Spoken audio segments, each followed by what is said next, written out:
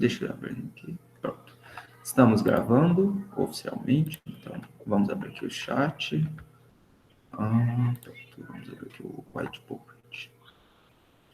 Pessoal, queria perguntar, vocês têm alguma dúvida de alguma questão em específico? Se tiverem, vão mandando aí no chat, enquanto a gente abre aqui com a 5, tudo bem? 5, 2, 2, não, 2, tá. Tudo bem?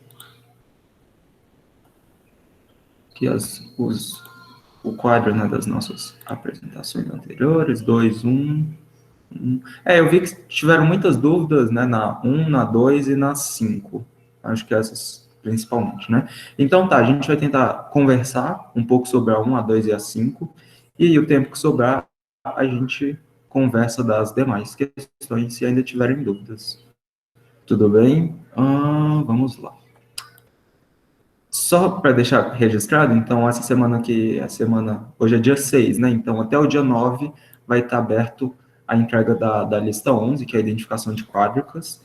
E aí vai ter também, se eu não me engano, o pessoal que entrou posteriormente, né, nas demais chamadas, então, terceira, quarta, quinta, sexta chamada, acabou perdendo as listas iniciais. Então, esse pessoal vai ter, excepcionalmente, eu não lembro agora qual o prazo, mas é bom vocês se informarem, para entregar as listas atrasadas, entre aspas. Tudo bem? Então, estamos na reta final do curso, certo? Eu acho que o pior já passou, agora é colher os louros do curso. Tudo bem? Então, vamos lá. A lista 11 é sobre a identificação de quádricas, tá aqui a lista. Tudo bem? A princípio, tiveram bastantes dúvidas na questão 1, na questão 2, então questão 1, questão 2 e questão 5, tudo bem? Eu vou começar comentando dessa questão 5, porque eu acho que ela é uma questão bem interessante, tudo bem? Tiver algum comentário? Não? Tá. Tudo bem. Então, ele pega e fala, considera o polinômio, então acho que a essa altura do campeonato vocês já percebem que esse cara aqui, que esse polinômio, P de lambda, é, na verdade, o polinômio característico dessa matriz A. Tudo bem? Ou seja, a gente está fazendo o determinante de A menos lambda matriz de identidade, e se a gente pegar as raízes desse polinômio, a gente vai ter justamente os autovalores da matriz A. Tudo bem? Então, nessa altura do campeonato, eu espero que para todo mundo já esteja claro que esse P de lambda aqui vai ser o polinômio característico da matriz, e as raízes dele vão ser justamente os autovalores. E aí, essa matriz aqui, ela não é uma matriz, tipo, se a gente for ver, quando a gente vai ver os exercícios de identificação de quádricas, então aqui está aberto no livro. Quando a gente vai ver, ele pega, eu não sei se vocês lembram, mas na parte de identificação de cônicas, o que a gente tinha feito era pegar uma coisa desse tipo, né? Então, ax ao quadrado mais bxy mais cy ao quadrado. E a gente escreveu isso aqui como sendo xy vezes, né? A, b sobre 2 e c. Na verdade, que ainda vem um xy. Bem? Então, esse cara daqui, ó, é o nosso vetorzão x, e esse cara daqui é o nosso x transposto, né? E essa daqui era aquela matriz, né, que eu acho que na nossa conversa da semana passada a gente estava chamando ela de matriz H. Tudo bem? Mas, de qualquer modo, o que a gente fez foi pegar essa expressão e escrever ela na forma de um produto matricial. E com as quádricas, a gente vai fazer exatamente a mesma coisa. A diferença é que as quádricas têm uma terceira coordenada, uma coordenada z. Então, a gente tem, em geral, coisas desse tipo aqui, ó. Ax ao quadrado mais by ao quadrado mais cz ao quadrado mais xy mais exz mais fyz. Bem, não sei se a ordem está exatamente como está no livro, mas não vai fazer muita diferença essa ordem, tá? Então, aqui ele dá E, X, Z e F, Y, Z. Então, tá na ordem. Então, o que a gente vai fazer vai ser escrever essa expressão. Então, nota o seguinte: quando a gente só tem x e y, a gente só tem uma combinação de termo misto, né? Então, é só x e y. Yx é essencialmente a mesma coisa, porque os números reais, eles... Desculpa, porque os números reais, eles comutam. Então, x, y, x é exatamente a mesma coisa. Só que quando a gente tem três coordenadas, a gente pode fazer três combinações de produtos mistos. Então, a gente pode fazer x, y, XZ e YZ, tudo bem? É claro que quando você troca, você não está mudando a combinação. Aí uma pergunta que poderia surgir: Felipe, por que a gente não tem XYZ? Essa é uma pergunta interessante porque nota o seguinte: a gente está calculando coisas ao quadrado. Opa! A gente está calculando coisas ao quadrado, né? Então, ó, x ao quadrado, y ao quadrado e z ao quadrado. Ou seja, como se a gente estivesse fazendo uma combinação. Faz o seguinte: bota dentro de uma caixa, bota três letrinhas, três bolas que tem escrito as letras x, y e z. Tudo bem? E aí você vai tirar uma dessas bolas, você vai ver se é x, se é y ou se é z. Depois você vai colocar a bola de novo, tudo bem? Dentro da caixa. O que isso quer dizer? Se a gente retira duas bolas dentro dessa caixa, a gente pode fazer combinações de dois elementos, né? E a gente pode tirar o x duas vezes, que é o equivalente a fazer x ao quadrado. A gente pode tirar o y duas vezes, que é equivalente a tirar esse y ao quadrado. A gente pode tirar o z duas vezes, a bola, né, com z duas vezes, que é esse z ao quadrado. E a gente pode tirar, né, no caso, duas combinações diferentes. Ou a gente pode tirar xy ou yx. Mas, essencialmente, está associado a esse termo aqui, ó, dxy. E aí, o mesmo segue para esse xz e esse yz. Por que eu fiz essa analogia para as bolas? Se você tira duas bolas, nunca você vai conseguir tirar x, y e z. É por isso que não aparece esse termo x, y e z para as quádricas. Porque a gente está interessado nas combinações de dois elementos, né? Então, pega duas variáveis e combina essas variáveis. Então, você pode ter x ao quadrado, xy, xz, yz, tananã, mas você nunca vai ter x, y e z. Porque para você ter x, y e z, você precisaria estar combinando as três componentes. Aí já não... já está fugindo do proposto. Então, nota aqui que aparece o xy, que é exatamente quando a gente tem x ao quadrado, y ao quadrado, né? E a gente está pegando x ao quadrado, a gente tirou, no caso, duas vezes a bola escrito x, o y ao quadrado a gente tirou duas vezes a bola escrito y, e o xy a gente tirou ou a bola x e a bola y, ou a bola y e depois a bola x. Espero que essa analogia com as bolas não tenha ficado confuso, mas foi só para explicar por que não tem um x, y e z, porque a gente precisaria tirar três bolas da caixa, e a gente só está tirando duas, né, para escrever tanto cônicas quanto quádricas. A gente está interessado só nesses termos x quadrado, y quadrado, z quadrado, né? Os termos quadráticos. Tudo bem? Espero que não tenha deixado confuso. Ok. E por que eu estou comentando isso? Essa matriz A, que a questão 5 dá, ela é justamente a matriz que a gente constrói, né? Que é o análogo dessa nossa matriz H. Então, ó, vamos botar aqui um igual, vou botar aqui um igual. Para a gente escrever essa expressão toda como um produto matricial, o que é que a gente vai fazer? Opa. Então, aqui, na verdade, a gente vai colocar os componentes x, y e z, bem parecido com o que a gente estava fazendo antes. E aqui agora, a gente vai vir e vai colocar A, B e C. Tudo bem? E aí, a gente vai colocar agora, esse termo aqui, ó, xy, ele é justamente quando a gente está considerando a variável x e a variável y. Isso é meio bobo até de falar. O termo x, ele é tipo é o primeiro cara daqui, ó. Vamos fazer aqui. O termo x, ele está associado aqui, ó, com esse primeiro elemento. Então, vamos só pegar aqui, ó, e fazer esse primeiro produto matricial que aparece. A gente vai estar pegando linhas e vai estar multiplicando pelas colunas, né? Então, eles vão ter as colunas e a gente vai estar multiplicando pelas colunas. E o que acontece é o seguinte, o termo x, ele sempre vai multiplicar com o cara, ó, daqui de cima. E o termo y sempre vai multiplicar com o cara do meio.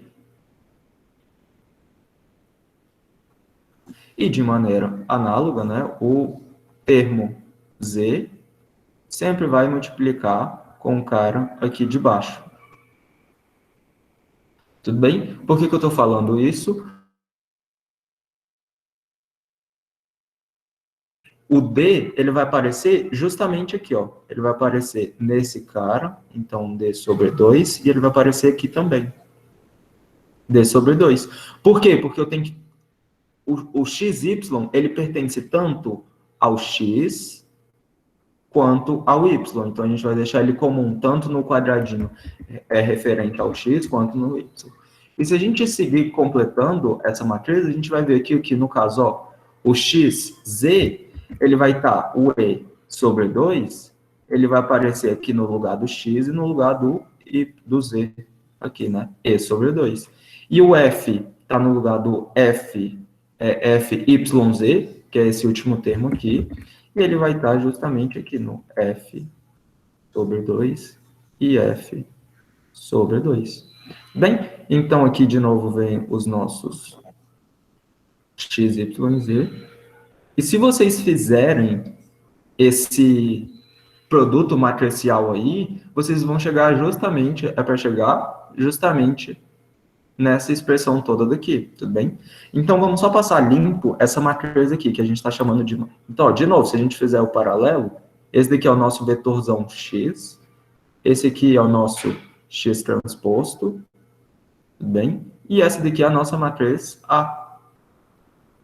Então, ó, vamos só passar limpo essa matriz A, para ficar sem as cores e ficar mais fácil de visualizar. Então, A, D sobre 2, E sobre 2,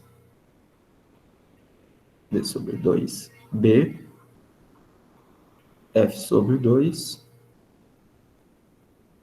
E sobre 2, F sobre 2 e C. Tudo bem? Então, é justamente essa matriz, T, E e F. Ok, então a primeira coisa que a gente vai notar é que essa é uma matriz simétrica, ou seja, se a gente pega o A transposto, vai ser justamente o A. Bem, é bem fácil de ver que isso vai ser uma matriz simétrica, é só você ver que ela é simétrica em relação à diagonal principal. Então, se eu pego esse E sobre 2 e troco de lugar com esse cara daqui, que é como se fosse o oposto, né, em relação a essa diagonal principal aqui, a matriz permanece a mesma. Calculem a transposta e vocês vão ver que é justamente essa matriz, né? Quando a gente pega toda essa linha e transforma em coluna, é a mesma coisa. E a sacada é essa, a gente perceber que essa matriz A, ela sempre vai ser uma matriz simétrica, igual essa matriz H aqui. Ela sempre vai ser uma matriz simétrica. E por que isso é interessante? Quando vocês estiverem lá em álgebra linear, vocês vão ver que matrizes simétricas têm autovalores reais, vocês vão ver que os autovetores, eles vão ser ortogonais, tudo bem? E aqui o que ele pede é basicamente isso, ó. Mostra que sejam alfa e beta raízes reais desse P de x, desse P de lambda, ou seja, como a gente está falando de raiz, a gente sabe que esse alfa e beta, eles vão ser autovalores da minha matriz A. E ele fala o seguinte, mostra que se x1 é solução disso daqui, só que, pera, o que quer dizer x1 ser solução disso? Quer dizer que x1, quando eu substituo aqui, ele tem a igualdade, só que além disso, vamos escrever o seguinte, ó, A como A menos lambda, A menos alfa, na verdade, e 3, né? Então, isso aqui é o x1 igual a 0. Eu não sei se vocês já perceberam, mas esse x1 vai ser um autovetor. Vai ser o autovetor de alfa. Como que a gente vê isso? Só fazer a distributiva nesse cara. Tudo bem? Então, vai ficar AX1 menos alfa e 3 x1. Isso aqui tudo é igual a 0. Só que E 3x1 é justamente o x1. Tudo bem? Então, você pegar e multiplicar a direita ou a esquerda pela matriz de identidade não muda. Você só precisa mudar a ordem da matriz de identidade. Mas, essencialmente, não muda. Na verdade, nesse caso aqui, multiplicar a esquerda. Né? Então, isso aqui a gente pode descrever simplesmente como sendo AX1 menos alfa x1 igual a zero. E aqui, se a gente passar esse alfa x1 para o outro lado, a gente vai ter justamente que a x1 igual a alfa x1. Ou seja, essa daqui é exatamente aquela relação que a gente usou para poder encontrar, né, os autovalores e autovetores da matriz A. Então, o alfa vai ser um autovalor e o x1 vai ser um autovetor associado. E se a gente fizer exatamente o mesmo raciocínio, a gente vai ver que beta vai ser um autovalor e que x2 vai ser um autovetor. Tudo bem? Então, se a gente fizer exatamente o mesmo raciocínio, a gente vai chegar na seguinte equação. AX2 igual a beta x2. Tudo bem? Então, é basicamente essas relações que matam o problema. Ah, Felipe, mas como que isso mata? Eu ainda não vi. Tudo bem. Vamos usar essa sugestão aqui, que a própria questão dá. Sugestão. Mostra que alfa x1 escalar com x2 é igual a beta escalar x1 x2. Tudo bem? Vamos ver o seguinte. Esse x1 escalar com x2 vai ser um número. Tudo bem? Então, vamos só entender primeiro o porquê dessa sugestão, tudo bem? Então, o que ele quer que a gente mostre é que x1 e x2 são ortogonais. Então, vamos entender essa sugestão que ele deu aqui para a gente. O que ele quer é o seguinte, se a gente mostrar que alfa, tudo bem? Então, olha só, se a gente mostrar que alfa x1 vezes escalar com x2, se isso aqui é igual a beta x1, x2... Vocês concordam comigo que esse x1, x2 aqui vai ser um número? A gente está fazendo um produto escalar, então esse aqui vai dar um número. E a gente pode chamar isso aqui, sei lá, de x pequenininho. Não está tão pequeno, mas é um x. Tudo bem? Então a gente tem o seguinte, ó, alfa x igual a beta x. Então a gente vai passar o beta x para o outro lado, vai ficar ax menos beta x igual a zero. Então a gente vai fatorar o x, então a gente vai colocar alfa menos beta x igual a zero. Nota o seguinte, a gente tem um produto de dois termos dando zero. Então a gente tem a menos b vezes x dando zero. Só que eu sei que o alfa é diferente do meu beta. Como que eu sei isso? Porque ele fala raízes reais distintas. Tudo bem? Então ele fala que alfa e beta são raízes distintas. Então, se são distintas, não tem como alfa menos beta dar zero. Ou seja, x tem que dar zero. Para que essa igualdade seja verdadeira, o nosso x precisa ser zero. Só que o que era o nosso x? Era x1 vezes x2. Só que se você mostra que o produto escalar de dois vetores é zero, o que você está mostrando é justamente que eles são ortogonais, né? Lembra? Você ter vetores que eles são ortogonais é o mesmo que você dizer que o produto deles, o produto escalar é zero. E se eles só vão ser ortogonais, na verdade é um se e somente se o produto escalar deles for nulo. Tudo bem? Então, agora que a gente já entendeu a sugestão está basicamente focada no fato do x1 escalar com x2 ser nulo. Tudo bem? Alguém abre o microfone? Não? Tudo bem. Então, basicamente, essa sugestão que ele deu aqui mostra que, se a gente mostrar que isso daqui se a gente encontrar que isso aqui é verdade, a gente automaticamente mostra que x1 e x2 são ortogonais. Porque a gente já sabe que o alfa e o beta vão ser diferentes. E esse x1, x2 aqui vai ter que ser um número.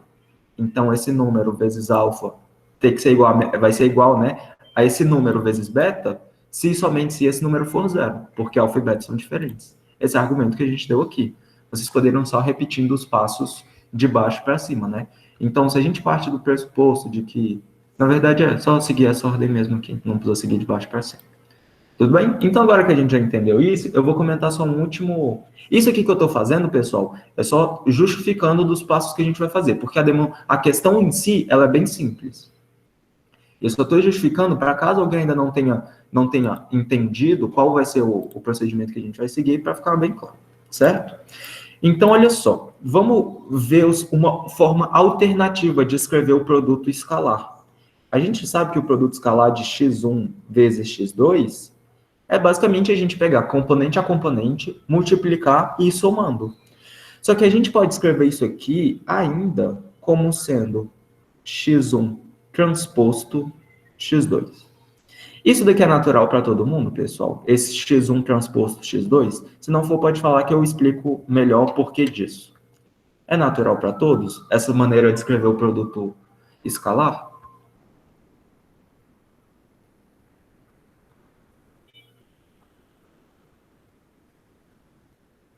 A Maia comentou que sim. Mais alguém tem alguma opinião? Porque senão eu vou seguir com a da Maia e do Vitor. Victor. Tudo bem? Mas, essencialmente, o produto escalar ele também pode ser escrito dessa maneira aqui. Para quem ainda não viu, se a gente pegar, no caso, o x1, vamos colocar aqui o x1 sendo, sei lá, x1, x2, tananã, xn, então pode ser um vetor de dimensão n qualquer, e que a gente vai colocar y1, y2, yn. Quando a gente faz esse produto matricial, tudo bem? Então a gente agora está falando de produto matricial. A gente vai pegar esse cara, deixa eu fazer aqui de cor. A gente vai pegar esse cara, vai multiplicar com esse e vai ir somando, né? Então a gente vai pegar esse cara, vai pegar esse, vai multiplicar e vai somando. Então a gente vai pegar até o último lá, vai multiplicar e no final a gente vai somar todos esses produtos, né? Então, nota que isso é exatamente a definição que a gente tinha dado para o produto escalar. É exatamente você pegar componente a componente, multiplicar e ir somando. Tudo bem? Então, o produto escalar, ele também pode ser escrito dessa maneira, né? X transposto, e o X é um vetor coluna, uma matriz coluna, né? E x1 transposto vezes x2. E aí, a grande sacada do exercício é vocês calcularem o seguinte produto. A x1 transposto, quadrado não, transposto x2. Tudo bem, pessoal? Por que essa é a sacada do exercício? Aqui vocês vão calcular isso de duas maneiras diferentes. E aí vocês vão entender aonde que a gente vai chegar com isso. Bem? Então, tá. A gente vai calcular esse cara de duas maneiras diferentes. A primeira maneira vai ser lembrando... Então, a primeira maneira vai ser lembrando que a x1 é igual a alfa x1, certo? Porque se a gente pega esse a x1 aqui e substituir por esse alfa x1, a gente vai obter simplesmente alfa x1 transposto x2, tudo bem? E aí, quando a gente pegar agora esse... Lembra que esse alfa é um escalar. Então, quando a gente pega um escalar, multiplica por uma matriz e calcula a transposta, esse alfa pode simplesmente sair da transposta, né? Então, isso aqui vai ser alfa x1 transposto x2. E isso daqui é simplesmente alfa x1 escalar com x2. E a segunda maneira que a gente vai calcular isso vai ser, de fato, distribuindo essa transposta. Então, como que a gente... É propriedade da transposta, né? A x1, quando a gente calcular a transposta disso tudo, isso vai ser simplesmente x1 transposto a transposto x2. Só que esse a transposto é a. Tudo bem? A gente viu que aquela matriz ela era simétrica. Então, quando a gente calcular a transposta, é equivalente a não fazer nada. Então, isso aqui vai ser x1. Vixe, pessoal, vou ter que botar para carregar o computador. Um segundinho. Então, isso aqui vai ser x1 transposto, né, a x2. Só que lembra, esse ax2 aqui é equivalente a beta x2. Então, esse aqui vai ser x1 transposto beta x2. E aí vocês conseguem utilizar as propriedades, pega esse B, joga ali para fora, e vocês vão ver que beta x1 vezes x2. Ou seja, a gente pegou o mesmo produto e calculou de duas maneiras diferentes, aqui e aqui. E a gente chegou em dois resultados. Esses dois resultados, então, como a gente está falando do mesmo produto, eles precisam ser iguais. E vocês argumentam que, como alfa e beta são diferentes, então esse cara aqui, esse x1 escalar com x2 tem que ser zero. Tudo bem? Pessoal, eu peço um instante, tá? Um segundinho só para eu colocar aqui o computador para carregar, porque ele já deu aqui aviso da bateria. Tudo bem? É um segundinho.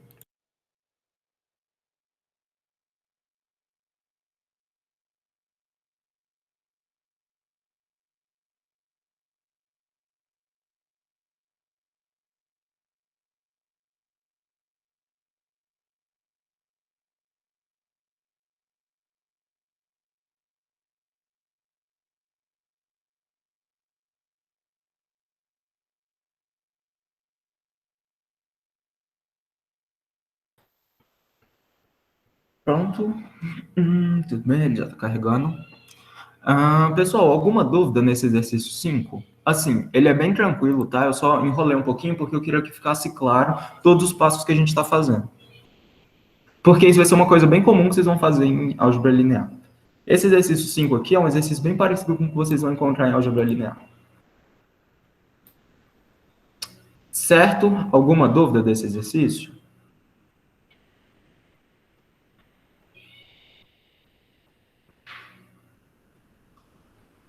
Dúvidas? A primeira versão que você fez é o suficiente para demonstrar? Não?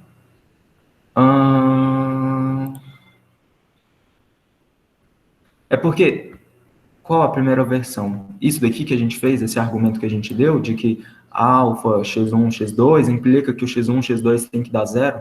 Então, só não demonstra porque a gente não mostrou que esse alfa, x1, x2 é de fato igual ao beta, x1, x2. A gente não mostrou essa igualdade aqui, ó. Tudo bem?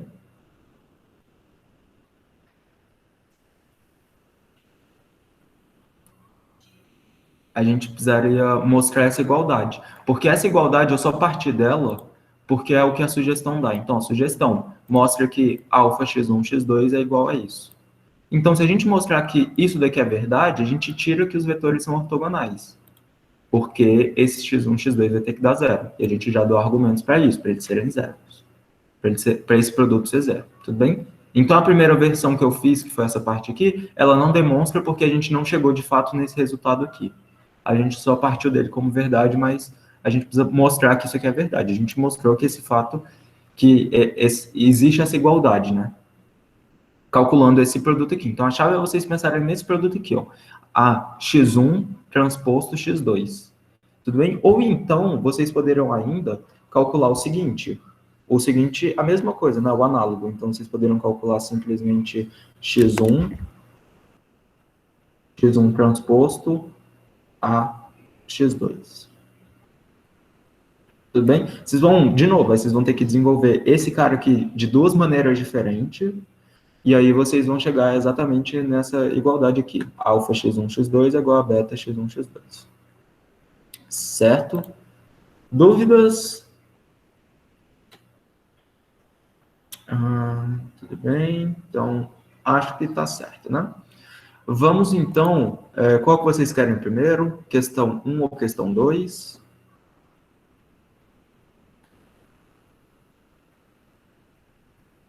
Questão 2, 2, tudo bem. Então, a 2 venceu por unanimidade. Mostra que a superfície cônica, cuja geratriz é uma parábola de equação y ao quadrado igual a 4x no plano z igual a 2, é um cone elíptico. Tudo bem. Mostra que a superfície cônica, cuja geratriz é uma parábola,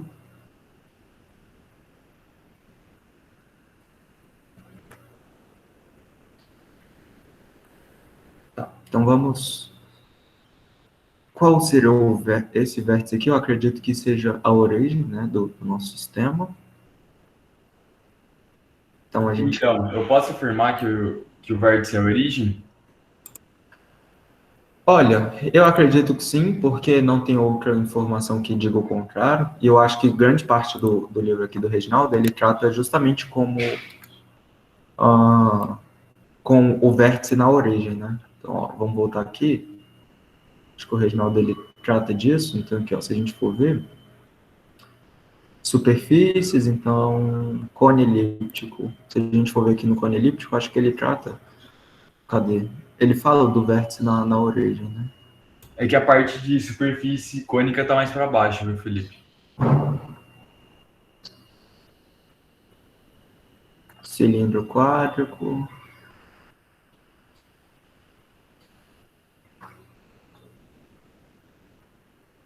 Ó, cilindro hiperbólico. Na verdade, ele fala o seguinte: mostra que a superfície cônica cuja geratrz é uma parábola de equação. Essa daqui eu não tinha parado para ver. O enunciado dela é muito curtinho, então quando eu bati o olho, eu meio que pulei da 1 para 3, mas vamos pensar nela juntos. Então, mostra que a superfície cônica, cuja geratrz é uma parábola de equação, tá? No plano Z lá 2 é um cone elíptico. Tudo bem. Vamos vir aqui. Então, na verdade, a gente está falando mesmo de cone, um cone elíptico, em que... Tá. Então, basicamente, um cone elíptico é um cara que satisfaz essa equação aqui. Na verdade, ele pode ter equações levemente diferentes.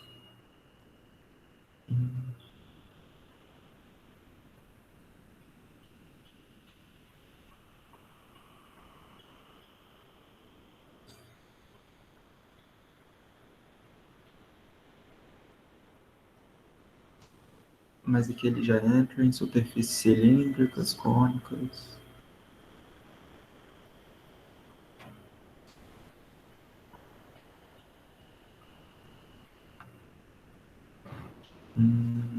Tá.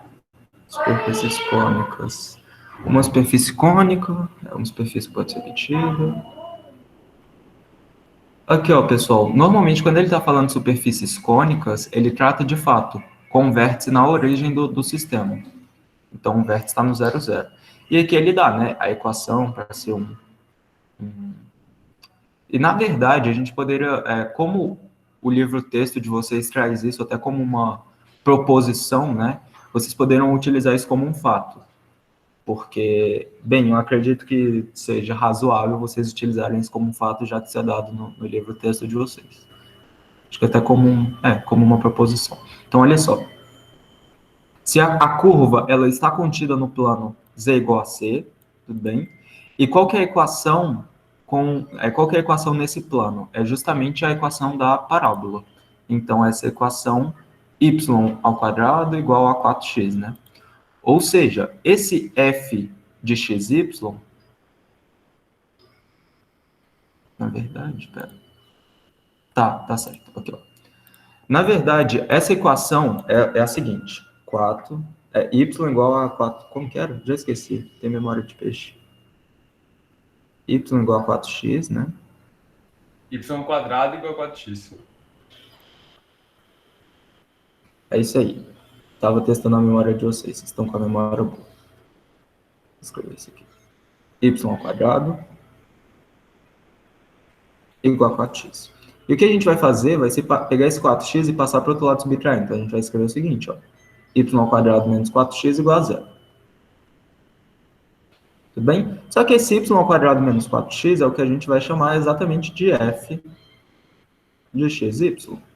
Ou seja, a gente coloca x e y ali e ele calcula justamente y ao quadrado menos 4x. E a gente está interessado só nos valores onde esse f dá zero. Tudo bem? Então, a primeira informação a gente já tem aqui. Certo? Então, a gente tem que esse f que ele trabalha aqui no livro vai ser justamente esse f, né? Vai ser justamente esse y ao quadrado menos 4x. E agora nota o seguinte, o nosso plano z vai ser z igual a 2, tudo bem? Então, o nosso plano z C igual a C vai ser igual a 2. Ou seja, a gente já tira que o nosso Z igual a 2. Tudo bem? Então, daí, a gente tira que o cone, né, a superfície cônica gerada a partir dessa, com essa F e nesse plano, né, C igual a 2, vai ser justamente quando a gente pega e substitui como que ele dá aqui?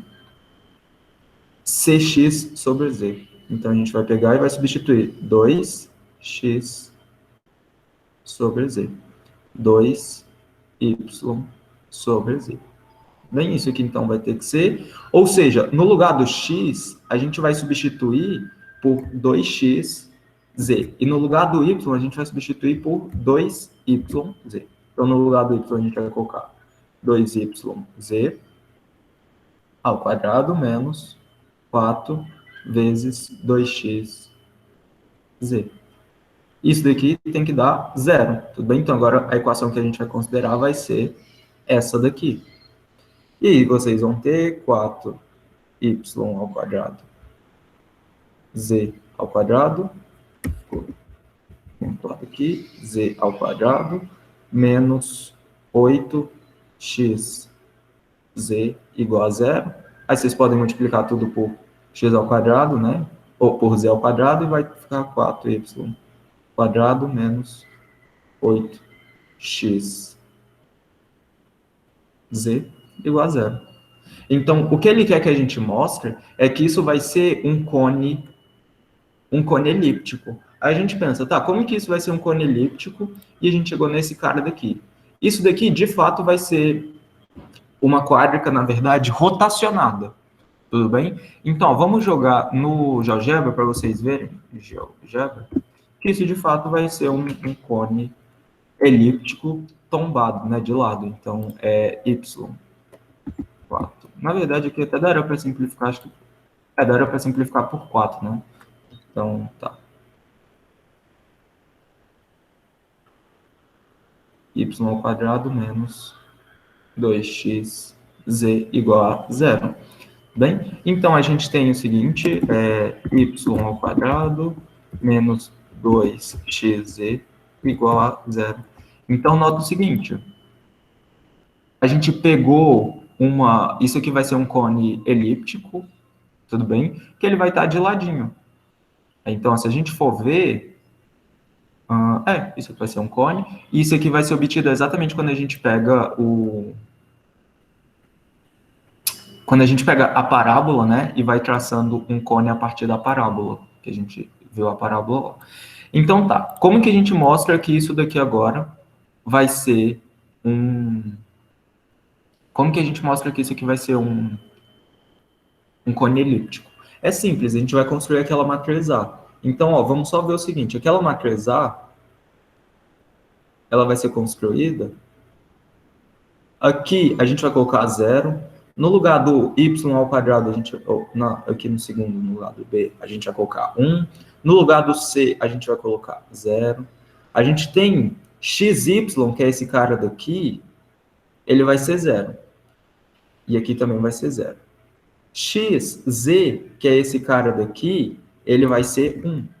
Na verdade, vai ser menos 1, né? Porque a gente vai ter menos 2 dividido por 2, então vai dar menos 1. E aqui também vai dar menos 1, porque ela é sempre simétrica. E esse cara daqui também é 0. Ou seja, a gente só pegou essa matriz aqui. Cadê? A gente só pegou essa matriz e a gente foi substituindo. Então, o A, no caso, lá do exercício era 0, o B era 1, o C era 0, tudo bem? Então, a gente foi fazendo. E aí, basicamente, agora o que a gente precisa fazer é calcular os autovalores e os autovetores dessa matriz. Só que nota que os autovalores daqui é relativamente simples da gente encontrar, tudo bem? Porque a nossa matriz ela tem muito zero. Então, ó, vamos calcular agora o nosso determinante. Calcular determinante de matrizes que tem muito zero é bem fácil. Então, ó, determinante de A menos lambda e 3. Na verdade, a gente pode fazer diferente. Se eu calcular, eu acho que os autovalores e autovetores, eu acho que meio que, tipo assim, eu mato o exercício. para vocês. Mas vamos pegar isso, tem calculadora para a gente calcular alto valor e alto vetor. Então, Matrix Calc, já mostrei esse site para vocês várias vezes. Então, a gente vai vir aqui, cadê? Cálculo de autovalores e autovetores. Então, a matriz que a gente quer é a matriz 0, na verdade, 1, menos 1 e menos 1. E a gente quer calcular tudo, né? Então, a gente vai calcular aqui, e aí tá aí, ele vai mostrar, blá, blá, blá, quais são os autovalores. Ele vai ter, acho que, autovalor repetido aqui, né, no caso.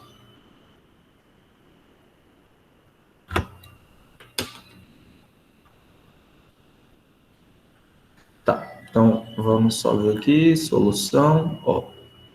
Tem um alto valor 1 e o alto vetor 1, 0. Tá, então vamos...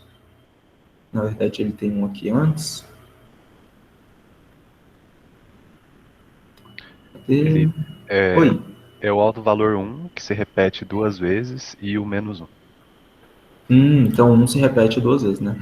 Certo, então a gente vai ter o seguinte. O 1 com multiplicidade 2. Então a gente tem aqui a gente vai escrever aqui, né, o parzinho, então lambda 1 e v vai ser, qual que era o vetor lá?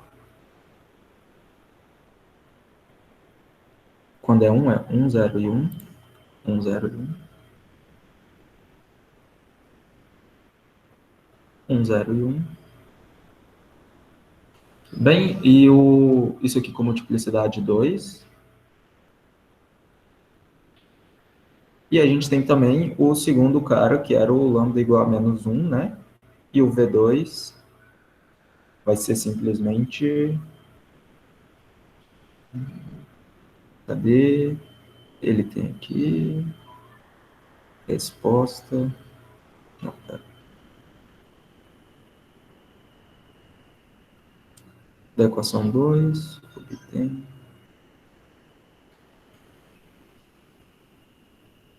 X3... tá. Aqui, a solução.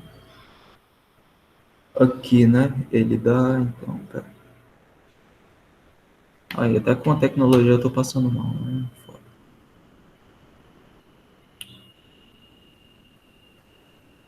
0, 1, 0. É isso? dx, x2 igual a 1, blá, blá, v1 vai ser isso. Acho que foi o Guilherme que abriu. Guilherme, o segundo autovetor vai ser esse, 0, 1 e 0? Isso, mas assim, no final das contas não vai fazer muita diferença porque a gente não tem termos lineares, né? É só Isso. jogar na matriz M' os autovalores que já mata já, né? Acredito eu. Isso. Então, a gente vai ter esses autovetores aqui, só que lembrando, esses autovetores, eles só são úteis para a gente encontrar a matriz de rotação, que a gente precisa pegar a nossa quádrica e rotacionar para chegar naquele resultado. Se a gente só quer identificar, a gente só precisa dos autovalores. Tudo bem? Então, com esses autovalores aqui, o que a gente consegue ver é que a nossa matriz A, ela vai ser simplesmente, na verdade, a nossa matriz A', né? Ela vai ser simplesmente uma matriz do tipo 1, 1, menos 1. Tudo bem? Então, eu coloquei aqui o primeiro autovalor, o segundo autovalor. Eu poderia ter colocado menos 1 aqui, mas como o 1 tem multiplicidade 2, eu repeti logo o 1 ali. Isso daqui vai dar 0, 0, 0. Tudo bem? Basicamente, como a gente só está querendo identificar a nossa quádrica, a gente só precisa dos autovalores aqui, na diagonal. Então, se a gente for ver, isso daqui é justamente a nossa quádrica, que representa, né, justamente a nossa quádrica x ao quadrado mais y ao quadrado menos z ao quadrado. Isso aqui vai estar dando igual a 0, né? Porque...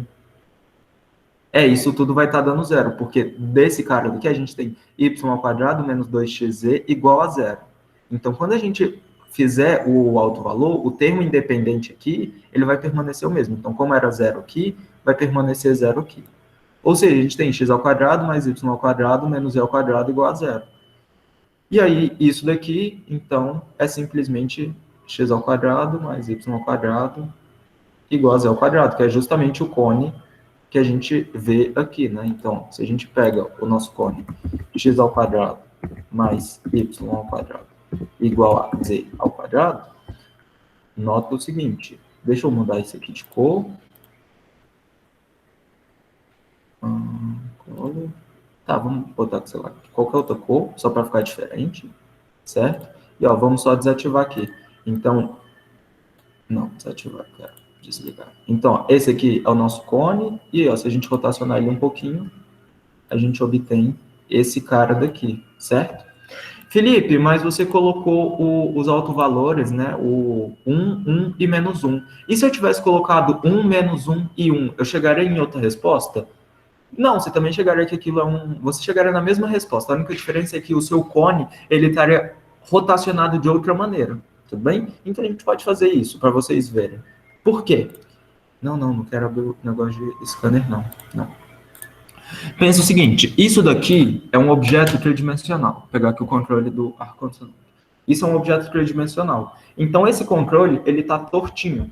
Só que para eu poder alinhar ele com os eixos, eu poderia simplesmente rotacionar ele assim, ou então eu poderia rotacionar ele assim, ou então, sei lá, eu poderia fazer um mix de rotações, eu poderia rotacionar ele assim, tudo bem? Então, basicamente, quando você muda a ordem, de novo, aquela mesma conversa, identificação de cônicas e de quádricas é essencialmente a mesma coisa. A diferença é só que quádricas é mais trabalhoso. Então, basicamente, se a gente mudasse a ordem aqui dos autovalores, a única coisa que a gente já está fazendo é só pegando a nossa quádrica e alinhando ela a um eixo diferente, né? Ou X, ou Y, ou Z. E aí vai depender da análise que a gente vai fazer. Mas, assim, essencialmente, vocês poderiam colocar aqui em qualquer ordem. A única diferença vai ser como que essa quádrica final vai estar alinhada.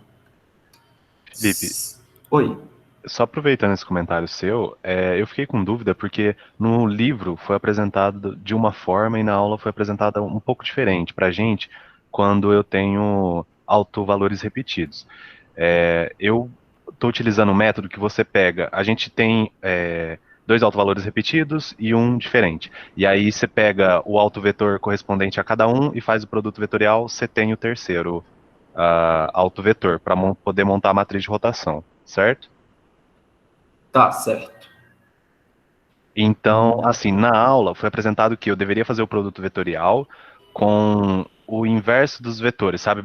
Vamos dizer que o repetido é o 1, e aí eu tenho o 2, que é o independente. E aí eu faço o produto vetorial o 2, o 1, e na hora de montar a matriz, eu tenho que colocar o 1, o W, que é o vetor que eu consegui fazer no produto vetorial, e o 2, nessa ordem, para eu poder ter uma base ortonormal positiva. E aí, no livro tá diferente. No livro ele manda eu fazer o produto vetorial na ordem o 1, o 2, e colocar na matriz U da forma o 1, o 2 e o vetor que eu consegui fazer no produto vetorial. E, tipo, tem diferença? O que tá acontecendo aqui? Tá. Essencialmente, eu acredito que você alterar a ordem, você só vai alterar o sentido do vetor, tudo bem? Então, o vetor, no caso, que era para um lado, vai estar para o outro. E lembra daquela nossa conversa de algumas semanas atrás, de você ter bases destras? Por isso que a gente usa a regra da mão direita, que é só para você ter uma base em que os eixos estão, tipo, a base para o X, para o Y e para o Z, estão seguindo a mesma ordem. Então, se você troca esses dois caras, você está quebrando a base, né? Mas você está, tipo, só invertendo ela. Ela não é mais uma base destra, ela vai ser uma base... Não é canhota, mas tinha um nome lá, não lembro. Essencialmente, quando você só inverte a ordem dos vetores, você só está alterando o sentido. Você pode ter problemas lá na frente com essa questão de você ter uma base destra e você, sei lá, às vezes isso não pode ser tão útil para a física. Porque para a física é muito importante você estar sempre considerando as bases destras por causa da interpretação física daquilo. Porque se você muda um sinal, você está pegando tipo, uma grandeza que estará aumentando, você está diminuindo ela. Então, assim, isso poderia ter problemas lá na física. Eu acredito que aqui para matemática não vá. Tudo bem? Então, de novo, se a professora deu a instrução, né? Se o professor ou a professora deu a instrução para fazer desse jeito, vocês fazem do jeito que eles instruíram. Mas do livro, eu acredito mesmo que não vai ter muita diferença dessa, simplesmente de alterar a ordem dos vetores. Tudo bem? Beleza, valeu. Certo, dúvidas desse exercício 2 aqui? De novo, essencialmente, é só vocês pegarem, substituírem esses caras aqui na proposição que o livro dá. Então, é basicamente só vocês identificarem. Então, no caso, ele está falando da proposição, item A aqui. Então, a gente obtém que o cone, né, que essa superfície cônica vai ter equação simplesmente y ao quadrado igual a 2... Não, cadê? Vai ter equação, né, dada por isso daqui. Y ao quadrado igual a 2xz. E aí vocês rotacionam e vejam se aquilo vai ser, o que vai ser aquilo, né? Pode falar. Em relação a isso, por exemplo, se eu fizer vetorial 1, 2 ou 2 vetorial 1, a única coisa que vai mudar vai ser, como você falou, a direção, né, desse vetor. Na verdade, vai ser o sentido. A direção é a única, você só vai inverter ele. Isso, o sentido.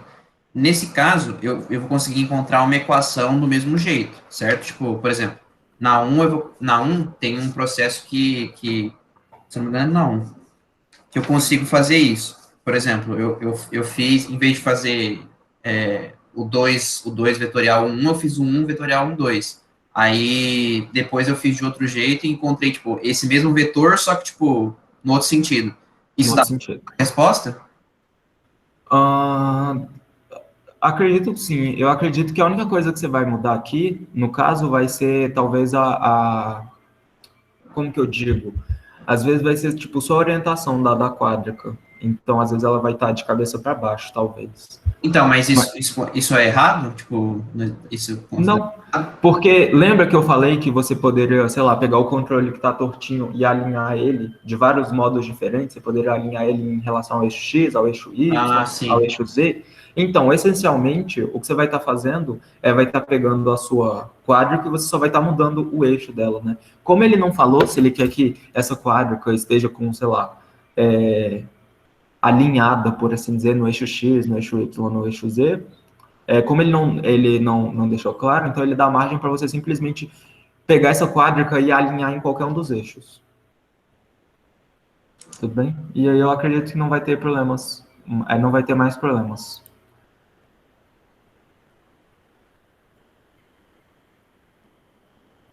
Que é um cone elíptico. Gabriel, qual equação? Essa daqui? X ao quadrado mais y ao quadrado igual a z ao quadrado? Essa mesmo? Sim, porque essa é essencialmente a equação de um cone elíptico. Quando a gente tem essa equação aqui, isso daqui não é claro de que é um cone elíptico que está rotacionado. Tudo bem? Esse cara daqui, essa equação y ao quadrado igual a 2xz, não é claro que é um cone elíptico que está rotacionado. Mas essa daqui já é. Tudo bem? Então, essa equação aqui já é mais claro que é um cone elíptico que foi rotacionado. Certo? Pessoal, a questão 1, ela é essencialmente só você colocar os valores na matriz e ir fazendo conta. Então, a gente vai pegar no lugar do A e vai substituir 1, no lugar do B vai substituir 1, vai colocando e a gente vai montando a matriz. Ó, vamos ver como que vai ser a matriz. Ela vai ser alguma coisa do tipo, a gente já viu que era 1, 1 e 1, né? Aí depois tem xy, que é 2, então no lugar xy vai ficar 2 dividido por 2, que é 1 e 1. Depois vai ter yz, então, na verdade tem ali um xz antes, né? Então esse xz vai ser 1. E depois vai ter, tá, então é isso, né? Toda 1, a nossa matriz. Ok. Então, a gente precisa calcular o determinante, na verdade, os autovalores dessa matriz, que ela é cheia de 1s. Então, tá, vamos fazer isso aqui. Então, se a gente calcular o determinante de 1 menos lambda, 1 menos lambda, 1 menos lambda. 1 e 1, 1 e 1. E aqui é muito prático se a gente for usar aquela regra de Sarros. Lembra quando a gente vai calcular... talvez vocês não conheçam pelo nome, mas vocês já usaram isso no ensino médio, que é a regra de Sarros, que é quando a gente pega a nossa matriz 3x3, a gente dobra, né? A gente repete as colunas. Então, aqui, ó.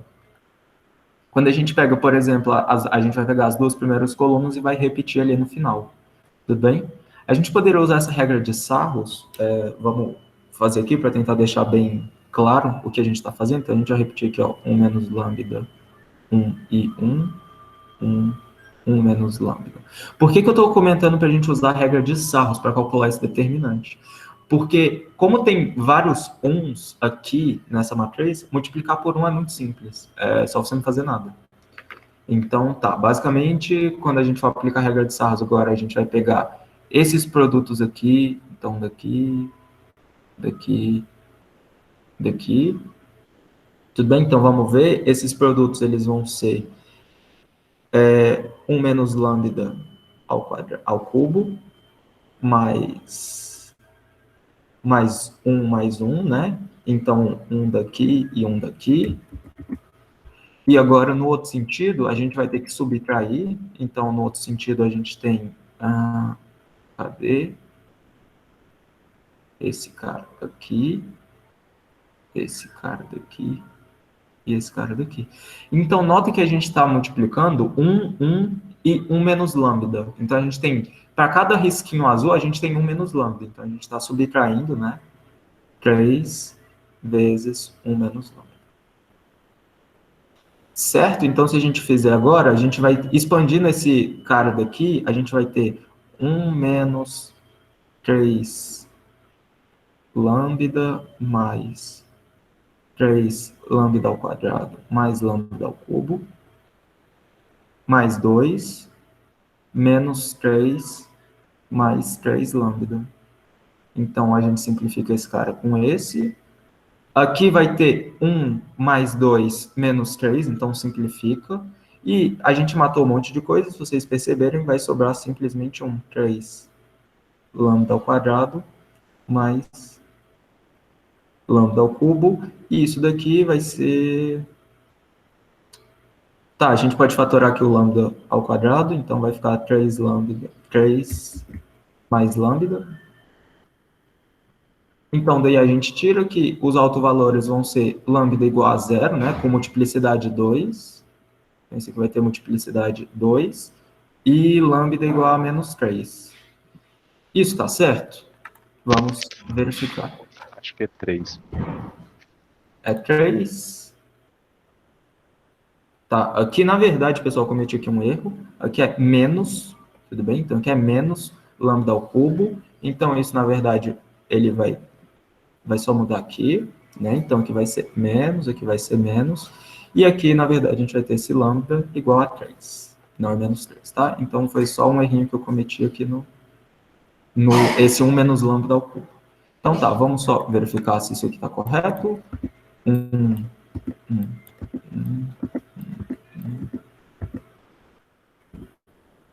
Vamos encontrar...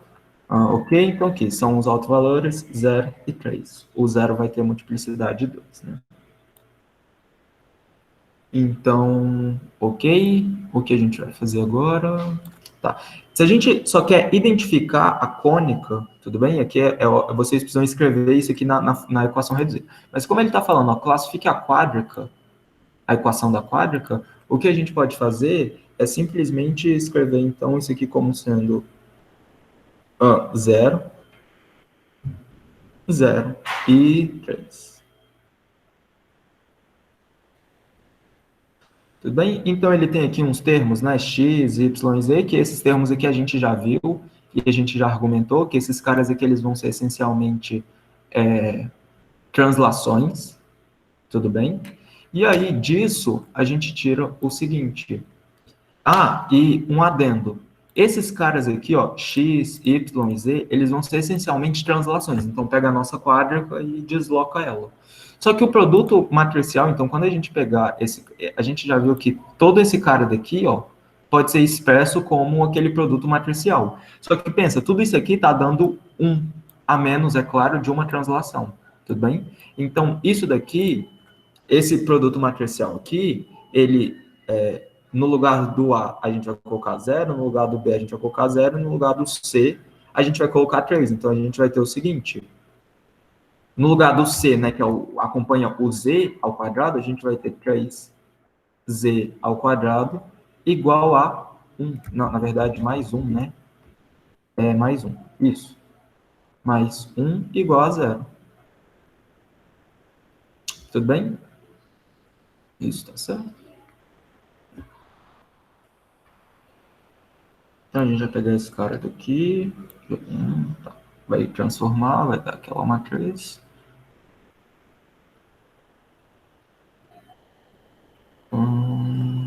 Mais 1. Não, tá, pessoal? Então, vamos só fazer as coisas direto.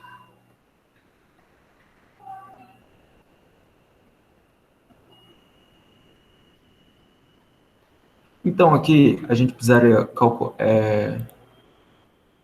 Tá, então a gente já calculou os autovalores, os autovetores. Aqui, então, V1 vai ser o primeiro autovetor, que a gente pode pegar, então, no caso, o autovetor do zero, né? O autovetor do zero. Cadê?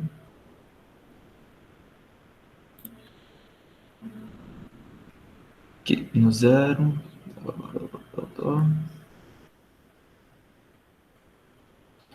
Menos 1, 1 e 0. Né? Na verdade, ele dá, acho que, dois autovetores diferentes.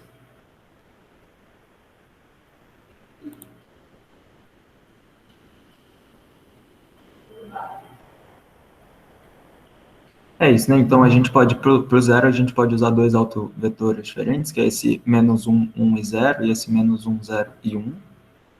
Então, tá, vai ser o menos 1, 1 e 0. O nosso segundo autovetor vai ser o nosso V2, vai ser o nosso menos 1, 0 e 1. E o nosso V3 vai ser o nosso o terceiro autovetor, que vai ser justamente o... Cadê? Oi. Mas aí, no caso, V1 e V2 não são ortogonais, né? V1 e V2, tá, não são, mas a gente pode pegar um ortogonal a eles, né? Então, 1 e 1. Então, o que a gente poderia fazer é simplesmente pegar, no caso, esse V2 aqui, por exemplo, e tratar ele como V1 vetorial V3, né? Então, V1 vetorial V3. Então, tá, calculando esse vetor aí, a gente tira a nossa matriz de rotação, certo? Então, calculando V2 igual a V1 vetorial V3, a gente tira a nossa matriz de rotação. E agora que a gente tem a nossa matriz de rotação, a gente consegue... cadê? Aqui. Vamos fazer aqui esse V1 vetorial V3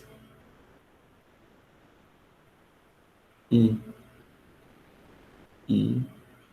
J e K, né? Menos 1, 1 e 0, 1, 1 e 1. E aqui a gente pode... Tá, esse cara aqui, então, vai ser... A gente pode aplicar Laplace em termos desse elemento aqui, né? Desse cara daqui. Então, isso vai ser simplesmente 1 vezes... vai ser o determinante de IJ menos 1 e 1. E o determinante desse cara aqui, então, vai ser mais K chapéu,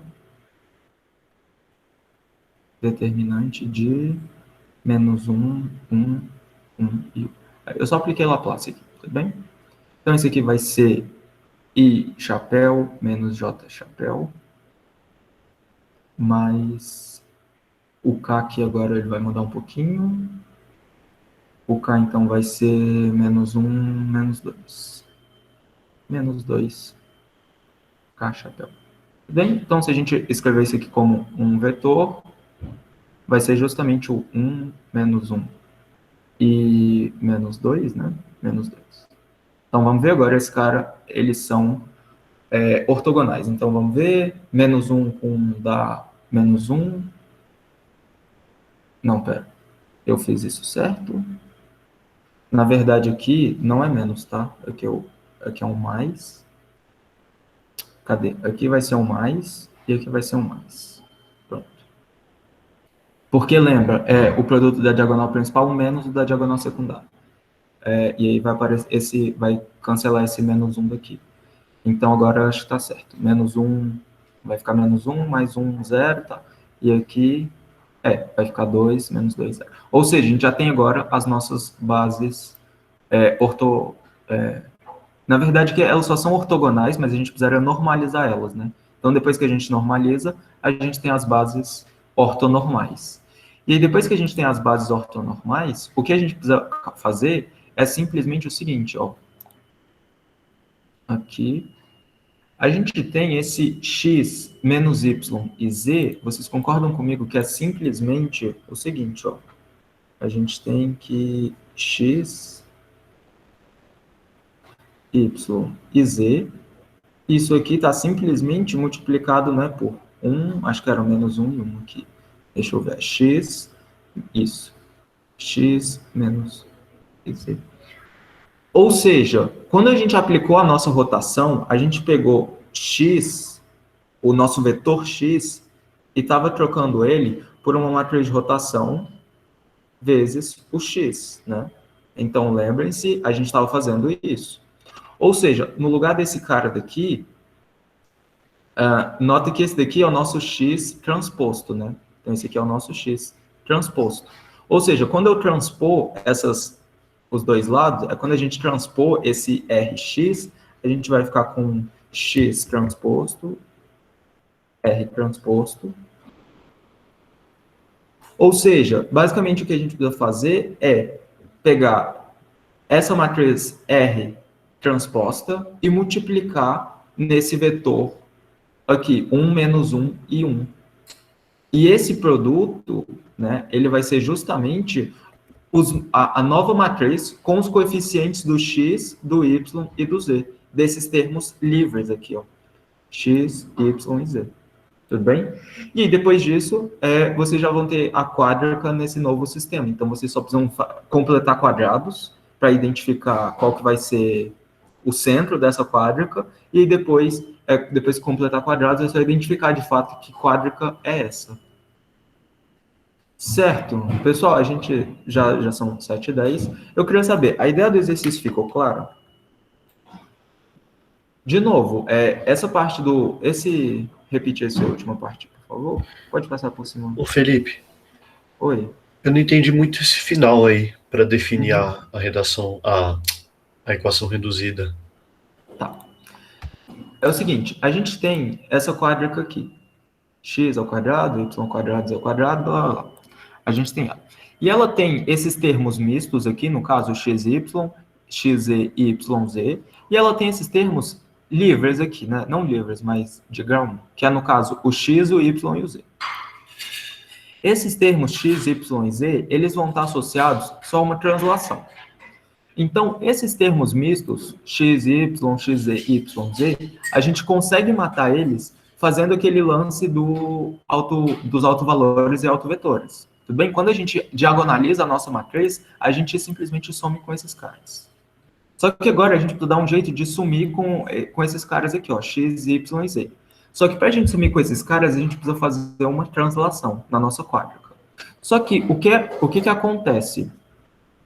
Esse x, y e z, quando a gente pega e rotaciona a nossa quádrica, a gente está afetando também o quanto que a gente precisa transladar. Vamos supor o seguinte, esse controle aqui, eu preciso transladar ele em um sentido, sei lá, no eixo x aqui, por exemplo. Então, num determinado sistema de coordenada, eu preciso transladar ele no eixo x.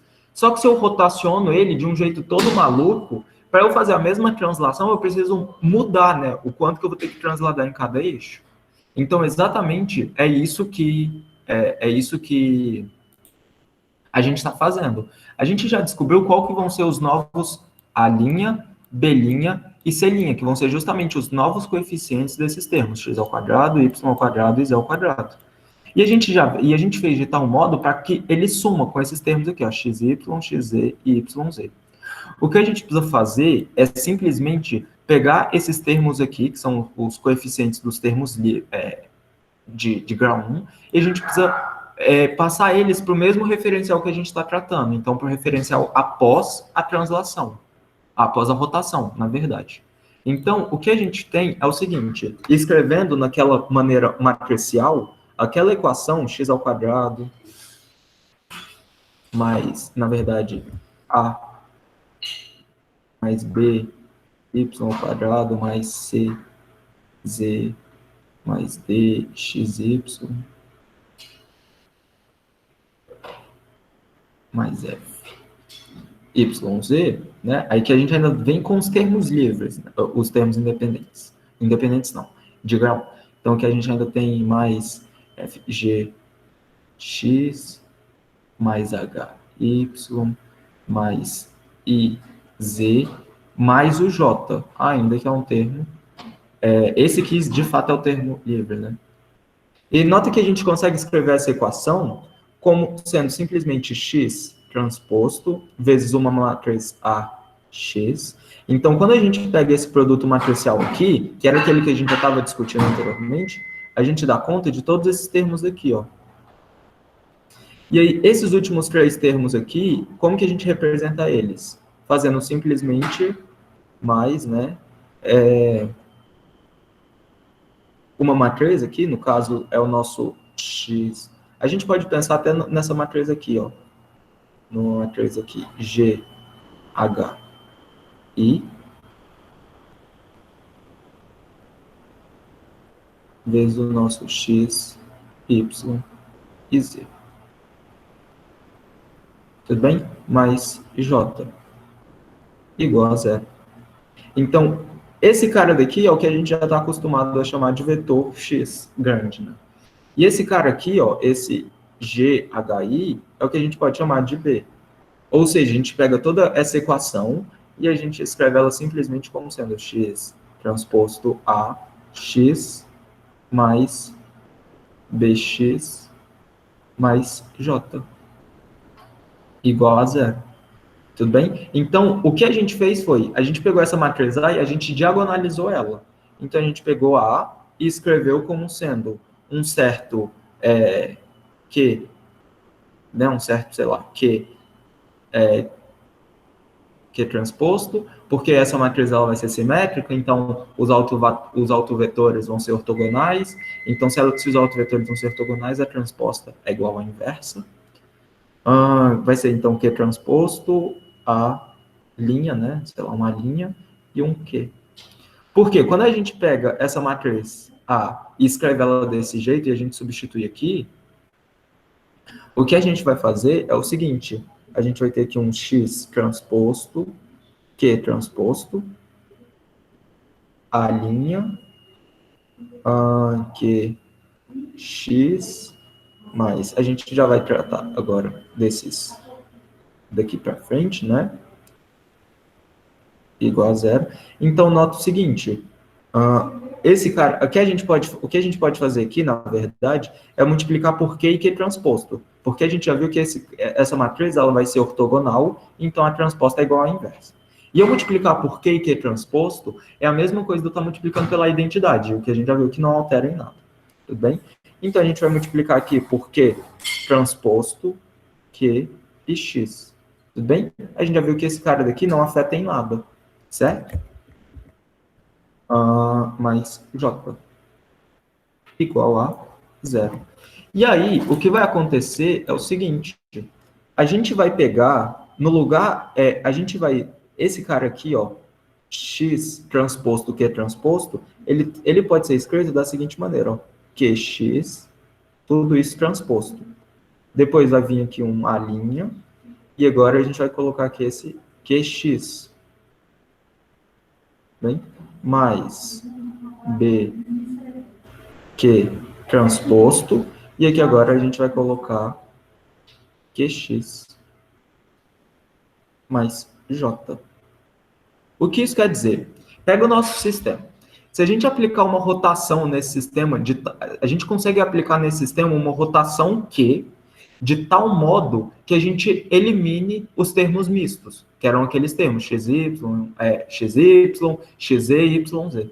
E essa rotação ela vai ser de tal modo que esse novo, quando a gente pegar o nosso sistema e aplicar essa rotação, a gente vai ter um novo sistema de coordenadas, que a gente pode chamar simplesmente de x', tudo bem? E a equação dessa mesma quádrica, nesse novo sistema de coordenadas, vai ser simplesmente x' transposto a linha, x' mais b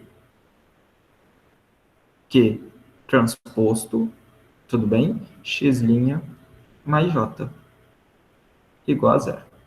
Ou seja, essa matriz A' aqui é aquela matriz com os autovetores. E ela vai ser a nossa nova matriz A. E a nossa nova matriz B vai ser obtida justamente quando a gente faz B vezes Q transposto. Ou seja, quando a gente pega a nossa matriz B, que a gente já tinha calculado, e multiplica à direita pela nossa matriz de rotação Q transposta, né?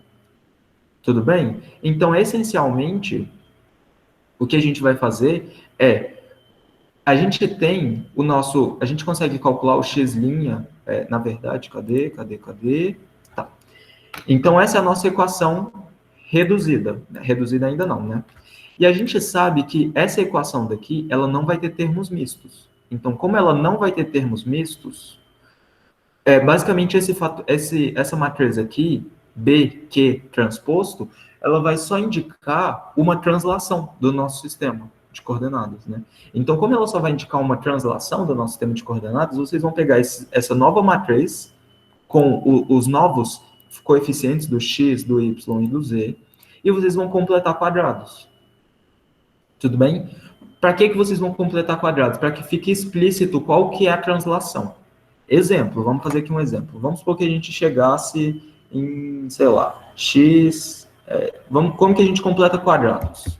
A gente tem o seguinte, x quadrado menos 2x mais 3 igual a zero. Tudo bem? O que a gente faz?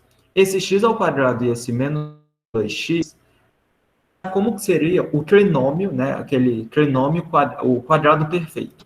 Então, se a gente tem o seguinte, ó, x menos 1 ao quadrado, isso vai dar justamente x ao quadrado mais, menos, né? 2x mais 1. Certo? Na verdade, aqui a gente vai colocar menos, só para ficar interessante, tá? A gente vai colocar menos.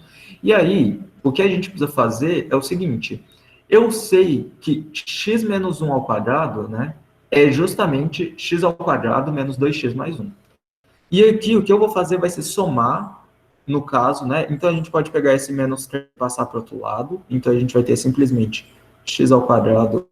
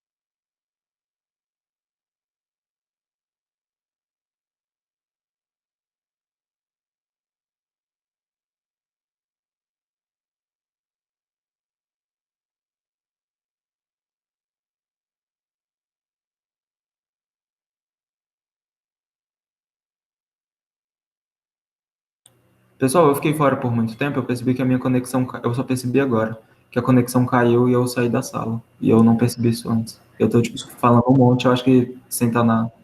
Uns 3, 4 minutos. Aí foi de fuder. Ai, que merda, tá bom. A gravação não parou, menos mal. Ai, que coisa. Tá bom, pessoal, me ajuda aí. Qual foi a última parte que vocês escutaram falando? Vocês chegaram a ver esse finalzinho aqui? Do porquê que tem que multiplicar esse B por Q transposto?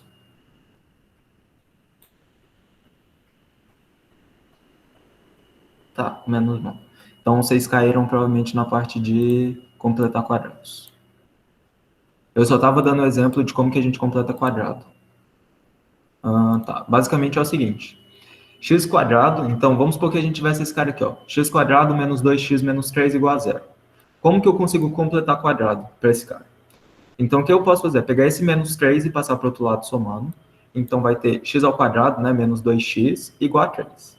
E eu preciso somar alguma coisa de modo que esse cara que aparece aqui seja um quadrado perfeito. E agora você já tem um spoiler, eu preciso somar um dos dois lados. Por que somar um? Porque se a gente pega x menos 1 e eleva ao quadrado, né, a gente tem justamente x ao quadrado menos 2x mais 1. Então, esse aqui é um quadrado perfeito. Então, quando eu somo um dos dois lados, a gente vai ter justamente o x menos 1 ao quadrado, porque a gente já viu que esse cara daqui vai ser equivalente a esse x menos 1 ao quadrado, e a gente vai ter 3 mais 1. Então, vai ficar 4. Então, aqui é uma maneira de resolver uma equação do segundo grau sem usar Bhaskara. Na verdade, Bhaskara foi obtido a partir desse método de completar quadrados. Então, aqui o que a gente vai fazer é o seguinte, passa o raiz de 2, esse quadrado a gente passa como raiz, vai ficar x menos 1 igual a mais ou menos raiz de 4, que é mais ou menos 2. Então, a gente tem que x é igual a 1 mais ou menos 2, que é menos 1 ou 3. Mas tá. E, Felipe, como que eu sei que você somou 1? Como que eu sei que eu não preciso somar 2, ou que eu preciso somar 3, ou que eu preciso somar 4? Por que que eu sei que eu preciso somar 1? Ou por que que eu sei que eu preciso somar 2? Qual é esse valor? Qual é o valor que eu preciso somar? É simples. Vocês vão pegar esse termo que está acompanhando o x. Então, no caso, é o menos 2. Vocês vão pegar esse termo, vão dividir ele por 2 e vão elevar ao quadrado o resultado. E esse resultado é justamente o número que vocês vão somar dos dois lados para completar quadrados. Então, ó, aqui eu tenho menos 2, certo? Então, eu vou pegar esse menos 2 e vou dividir por 2, que vai dar menos 1. Menos 1 ao quadrado é 1, e é por isso que eu somei 1 dos dois lados. Então, ó, agora é um exercício para vocês. Qual é o número que eu preciso somar dos dois lados para completar quadrados? Aqui. Ou seja, na verdade, aqui eu cometi um leve engano, aqui é y. Tudo bem? Eu quero escrever esse y, e por que que a gente precisa completar quadrados? É justamente para sumir com essa repetição do x, ó. A gente escreve x ao quadrado e o x linear. Então, o que a gente quer fazer é escrever o x uma única vez. Tudo bem? Então, basicamente, o que a gente vai fazer vai ser qual é o termo que eu preciso somar dos dois lados para poder ter um quadrado perfeito e ter uma única representação do y.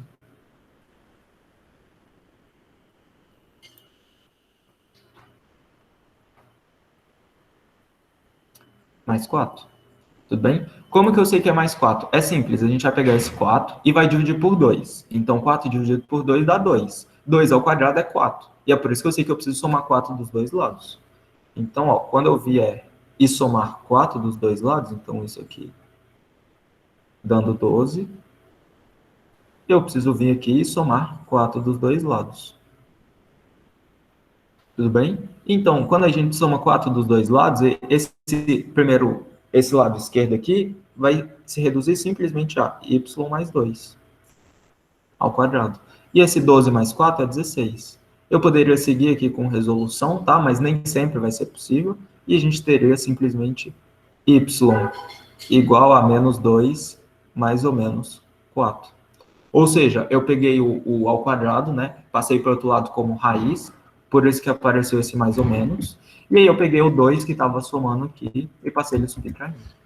Tudo bem? Mas assim, essencialmente é isso que vocês vão fazer para completar quadrados. Então, vocês vão pegar esse BQ transposto aqui, vocês vão calcular essa nova matriz, E aí, basicamente, vocês vão ter essa quádrica, que é a mesma quádrica, ela só foi rotacionada nesse novo sistema, x', aqui. E aí, basicamente, agora o que vocês vão fazer é, pega essa equação daqui, que vocês vão obter os coeficientes, então esses coeficientes aqui, essa matriz A', vocês vão obter, que é a matriz formada com os autovalores, e esse BQ transposto aqui, vocês também conseguem calcular, que vai ser a nova matriz desses coeficientes aqui, que tem o x, y e z sozinhos, né? Que a gente já viu que eles vão estar associados a uma translação. Tudo bem? Então, quando a gente calcula esse BQ transposto aqui, basicamente o que a gente vai ter vão ser justamente esses coeficientes aqui, ó, que vão estar acompanhando o x, que vai estar acompanhando o y. E basicamente o que vocês vão fazer é somar o necessário, né, para completar quadrados dos dois lados. E aí daí vocês vão identificar a quádrica, porque aí vocês vão ter uma translação, né? Aí depois vocês vão identificar que é só fazer uma translação e a quádrica está alinhada. Certo? Tudo bem?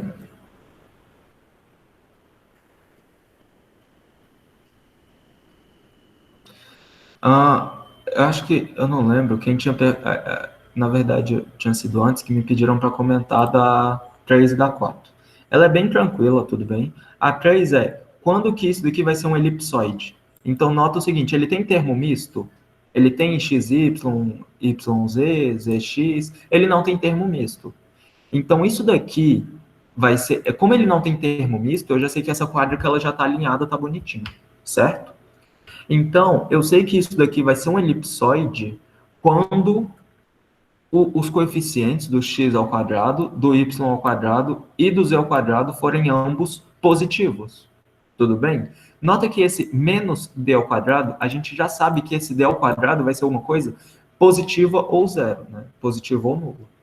Então, se a gente pega esse menos d ao quadrado e passa para o outro lado, a gente vai ter a ao quadrado menos 1 mais... E nota o seguinte, esse cara aqui, ó, b ao quadrado menos 2b mais 1, vai ser simplesmente, ó, vamos só escrever isso aqui, então a gente vai ter que a ao quadrado menos 1, x ao quadrado, mais... Se vocês notarem, esse b ao quadrado menos 2b mais 1 é simplesmente b menos 1, tudo isso ao quadrado. YZ mais o quê? Mais C. Isso aqui vai dar D ao quadrado. Então, para que isso seja um elipsoide, a gente tem que ter esse cara daqui, esse ao quadrado menos 1, estritamente positivo, esse cara daqui, estritamente positivo, esse cara daqui, estritamente positivo. E esse cara daqui, diferente de zero. Na verdade, tem que ser também positivo. Positivo. Tudo bem? Felipe, Oi. mas no caso da questão 4, a equação do cilindro é x ao quadrado mais y ao quadrado igual a 1. Que jeito que eu vou fazer aparecer esse 1 aí com esse termo z? Pera, o cilindro, na verdade, x ao quadrado mais y ao quadrado igual a 1. Não, na verdade, você pode ter um cilindro hiperbólico, um cilindro parabólico. Ah, tá. Pode ser qualquer um desses, então. Pode ser qualquer Entendi. cilindro, tudo bem? Beleza. Uhum. Então, aqui, basicamente, se o a ao quadrado menos 1 for positivo, for estritamente maior do que zero, se o b menos 1... E nota o seguinte, esse cara aqui, ó, b menos 1 ao quadrado, ele vai ser sempre ou maior do que zero ou igual a zero. E o único caso que ele vai dar zero vai ser justamente quando o b é 1. Se o b for diferente de 1, eu já sei que esse cara daqui vai ser estritamente positivo. Tudo bem? É bem simples de ver. Porque eu vou ter b menos 1, isso aqui vai ser um número. E eu vou ter um número elevado ao quadrado. Eu sei que esse número elevado ao quadrado, ele é sempre maior ou igual a zero. E ele só vai ser zero quando o número de dentro for zero. Ou seja, esse b menos 1 ao quadrado só vai ser zero quando o b menos 1 for zero. E aí o b é igual a 1. Mas assim, e daí vocês vão tirando as... no caso, é c mesmo? Não é c ao quadrado, não? É c. Então, o c precisa ser maior do que zero. O D precisa ser maior do que... Precisa ser diferente de zero, na verdade. O B precisa ser diferente de 1. E aí o A, vocês vão ver qual que é o intervalo que o A vai estar. Tudo bem? Então, basicamente, esse daqui são as condições para que seja um elipsoide. E quando que isso vai ser um cilindro? Isso vai ser um cilindro quando ele não tiver dependência de uma das variáveis aqui, né? Quando ele não tiver, por exemplo, ou esse A aqui, ou ele não tiver o coeficiente do B, ou não tiver o coeficiente do C. E o D foi diferente de zero também. Senão a gente só vai ter um único ponto. Tá. Então, quando que ele vai ser um cilindro? A gente tem três opções para ele ser um cilindro. Ou o A menos, ao quadrado menos 1 é zero, e a gente vai ter um cilindro aqui em Y e em Z. Então, é como se a gente estivesse pegando uma curva, né, uma curva no plano YZ, e a gente estivesse esticando ela ao longo do eixo X. Então, ó, vamos pegar aqui. Deve estar aqui, deve estar aqui. Vamos pegar aqui, por exemplo, a curva y ao quadrado mais z ao quadrado igual a 2, por exemplo. Então, nota que isso aqui é um cilindro. De novo, é como a gente pegou uma curva no plano YZ e a gente alongou ela aqui em torno do eixo X. E nota o seguinte, se você tem aqui no lugar um menos, nota que isso aqui também é um cilindro. É o que a gente chama de cilindro hiperbólico. Tudo bem? A gente pegou uma hipérbole, no caso, no plano YZ, e a gente pegou essa hipérbole e arrastou ela pelo eixo X. Tudo bem? E se a gente tivesse mudado aqui, ó, se a gente tivesse colocado 2, na verdade 2 aqui e um mais aqui, a gente vai ter um cilindro elíptico. Ó, nota que a intersecção, né, a seção desse cilindro, tá difícil. Tá. Mas nota que isso aqui vai ser um elipse. Então, se a gente tivesse mudado, botado aqui, sei lá, 10, ó, fica bem claro que isso aqui vai ser uma elipse. Tudo bem? Então, você pode ter tanto cilindros hiperbólicos, quanto parabólicos, quanto elípticos, quanto cilindros que a gente está acostumado. Só que, o que acontece se, ao invés de ter um coeficiente, vamos supor que o coeficiente do x ao quadrado e o coeficiente do y ao quadrado fosse zero. O que a gente teria? Se esse coeficiente aqui fosse zero, o que a gente teria, na verdade, seriam dois planos. Tudo bem? Por quê? Se a gente tem, na verdade, serão dois planos, ou um único ponto, ou nada. Tipo, ele não descreveram um cilindro. Por que é que ele não descreveram um cilindro? Se eu tenho no caso, o coeficiente do x ao quadrado e o do y ao quadrado zerados, eu vou ter c, z ao quadrado igual a d ao quadrado.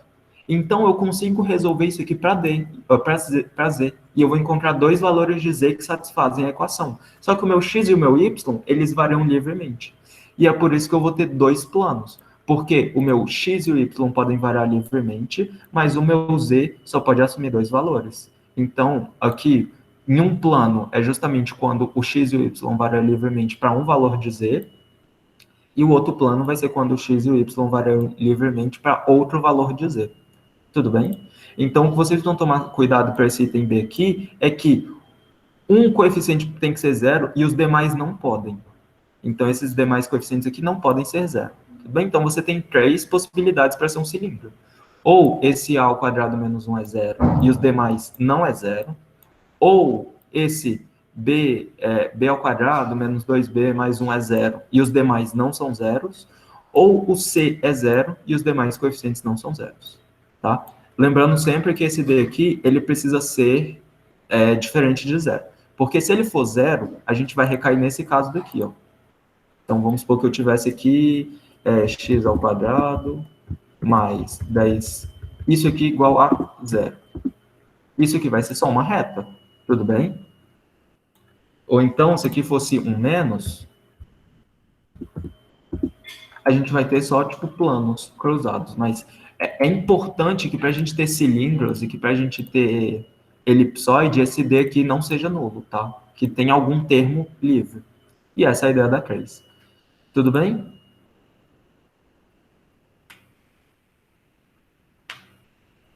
Tranquilo? A ideia da 4 também, alguém falou? Pode ir.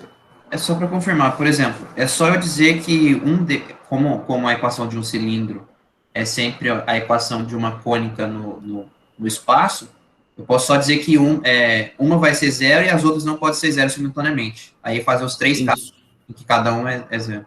Mas eu tenho que isso, ser evidente. exatamente. Tá, tranquilo. Oi? Cortou. Você repete só o finalzinho.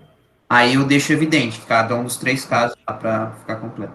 Isso. E aí Obrigado. você pode até mencionar, né? Dependendo, eu não sei se pede, mas ele pega e fala o seguinte: determine condições sobre A, B, C e D para que seja um cilindro. Então, você poderia até especificar, ó, se o A tiver nesse intervalo, o B tiver nesse, o C tiver nesse e o D tiver nesse, a gente vai ter um cilindro hiperbólico. A gente vai ter um cilindro parabólico, um cilindro elíptico. Tudo bem? Vocês poderão até especificar qual é o tipo do cilindro, mas eu acho que não precisa, tudo bem? Mas vocês separam nos casos bonitinho. E aí, essa questão, alguma dúvida teve que o Matheus, Felipe, no elipsoide, os números que acompanham o X não podem ser iguais. Podem, Matheus, não tem nada contra. Os números serem iguais, na verdade, está relacionado com como que esse elipsoide ele vai ser espremido. Você tem uma esfera, que é o caso do elipsoide totalmente simétrico. Só que você poderia pegar esse elipsoide e amassar ele. Pega, tipo, pensa num brigadeiro. Pensar em brigadeiro uma hora dessa da noite, na hora da janta, é desleal. Mas pensa num brigadeiro. Quando você está enrolando o brigadeiro, você pode fazer a esferazinha, ou você pode apertar ele, achatar ele em um dos eixos, ou você pode achatar ele em outro eixo. Tudo bem? Você pode achatar o elipsoide. E o fato desses números serem iguais ou não, só vai influenciar em quão achatado é o elipsoide. Tudo bem? Então, ó, se a gente vier aqui e escrever aqui um elipsoide, então, ó, vamos pegar aqui, no caso, o elipsoide de x ao quadrado. Vamos pegar o elipsoide mais simples, x ao quadrado mais y ao quadrado mais z ao quadrado igual a 1. Tudo bem? É simplesmente o caso de uma esferazinha. E agora, o que a gente vai fazer vai ser simplesmente, ó, vamos mudar, o coeficiente que vai acompanhar o x vai ser 2. Não ficou muito evidente, vamos botar 10. Então, quando a gente muda, a gente continua com o elipsoide, mas ele virou um biscoito de queijo agora, né? Ele ficou espremido. Então, se a gente muda aqui, no lugar daqui, agora a gente vai mudar o cara aqui do y, nota que a gente só amassou ele em outro sentido. E se eu tivesse mudado ambos, eu achatei o meu elipsoide em um e em outro. Tudo bem? É o equivalente de eu estar esticando ele em um outro sentido, né? Mas essencialmente é isso. Não tem nenhum problema os coeficientes serem iguais. É importante que ambos sejam positivos. Tudo bem? Ambos sejam estritamente maiores do que zero. Mas não tem nenhum problema eles serem iguais. Certo, Matheus? E por fim, a questão 4, ela também é bem tranquila. Ó. Determine condições sobre lambda para os quais esta equação seja um paraboloide elíptico e depois um paraboloide hiperbólico. Tá? Então, como que é um paraboloide elíptico? Um paraboloide elíptico, ele é da forma z. Eu vou escrever tipo paraboloide elíptico mais simples, tá? Mas os coeficientes vão ter a mesma forma. É simplesmente paraboloide x ao quadrado mais y ao quadrado. Tudo bem? Então vamos notar o seguinte, aqui, de novo, a gente não tem termos mistos, o que é uma maravilha, porque a gente não precisa usar aquele método dos autovalores e autovetores. Como a gente só tem aqui o x ao quadrado, o y ao quadrado e o z, tudo bem? Então, isso daqui vai ser um paraboloide elíptico quando ele for dessa forma aqui, ó, z igual a x ao quadrado mais y ao quadrado. Ou seja, quando a gente pega esse cara e isola o z, a gente vai ter o seguinte, ó, z lambda menos 1. Nota o seguinte, eu tinha 1 menos lambda. Quando eu passar para o outro lado, vai ficar menos 1 menos lambda. Então, esse menos vai distribuir e a gente vai inverter. Então, vai ficar lambda menos 1. E aqui vai ter lambda ao quadrado, menos 3 lambda, acho que era menos 4, né? Aqui, x ao quadrado era menos ou mais, menos isso. E depois, mais lambda. Já esqueci, lambda mais 2 y ao quadrado. Isso daqui vai ser um paraboloide elíptico quando quando os sinais, né, do x ao quadrado e do y ao quadrado, quando os coeficientes do x ao quadrado e do y ao quadrado tiverem o mesmo sinal, tudo bem?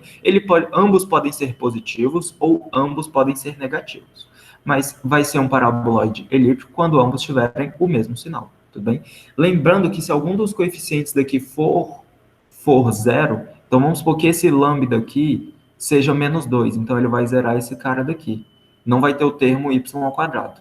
E por isso, se esse cara daqui também não zerar, o que eu acho que não vai zerar, ele vai ser um cilindro, cilindro parabólico, no caso. É cilindro parabólico, acho que vai ser. Então, ó, vamos só observar isso aqui. Então, a gente pode deletar esse cara daqui, tudo bem? Então, ó, z igual a... Vamos colocar aqui o lambda para variar. Então, depois z a menos 1 igual a ao quadrado,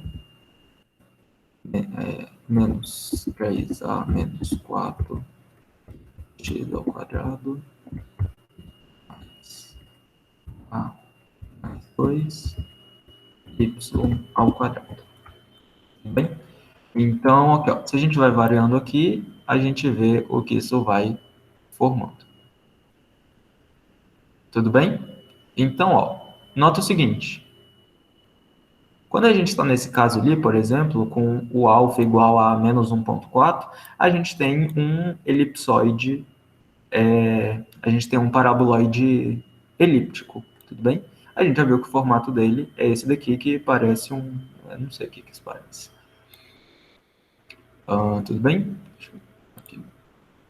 Então, ó, para o caso do paraboloide elíptico, vai ser justamente quando os coeficientes daqui tiverem o mesmo sinal. Então, se esse lambda ao quadrado menos 3, lambda menos 4, tiver o mesmo sinal de lambda mais 2, vai ser justamente o caso em que isso é um paraboloide elíptico. Vamos ver aqui o caso em que o lambda é menos 2. Tudo bem? Por que menos 2? Porque ele vai zerar o termo do y ao quadrado.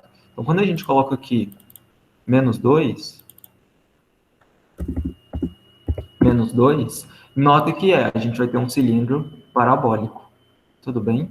Que isso daqui não é um paraboloide, isso aqui vai ser um cilindro. Ó. Se a gente pode tirar o zoom quanto quiser, ele nunca vai fechar. Tudo bem? Isso é um cilindro e ele está esticando aí por todo o eixo.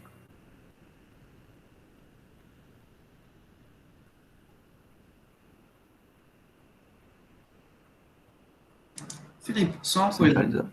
Oi. Por que precisa ter o mesmo sinal para ser um paraboloide elíptico? Porque, pensa o seguinte, para ele ser elíptico, ele tem que ter essa forma aqui, ó, do z igual a x ao quadrado mais y ao quadrado, ou então ele ter essa forma aqui, ó, z igual a menos x ao quadrado menos y ao quadrado. Isso daqui só quer dizer, tá, eu poderia pegar e multiplicar tudo por menos 1, que vai ficar menos z igual a x ao quadrado mais y ao quadrado.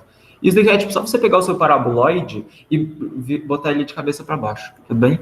Então é por isso que ambos podem ser negativos, mas precisam ser ambos negativos simultaneamente. Então, a condição é que os valores, acho que com x ao quadrado e com y ao quadrado têm o mesmo sinal, enquanto que o outro tem um sinal diferente. Isso. E aí nota que, como ele quer aqui, ó, seja um paraboloide elíptico, para ele ser um paraboloide elíptico, a gente tem que ter, no caso, o coeficiente do x ao quadrado e y ao quadrado sendo estritamente diferente, não estritamente, mas eles precisam ser diferentes de zero, tudo bem? Então aqui, no caso, a gente pega o 2, a gente já viu que é um caso que não interessa. Por quê? Porque ele está gerando um cilindro parabólico, tudo bem? E no caso, todos esses valores associados aí têm que ser diferentes.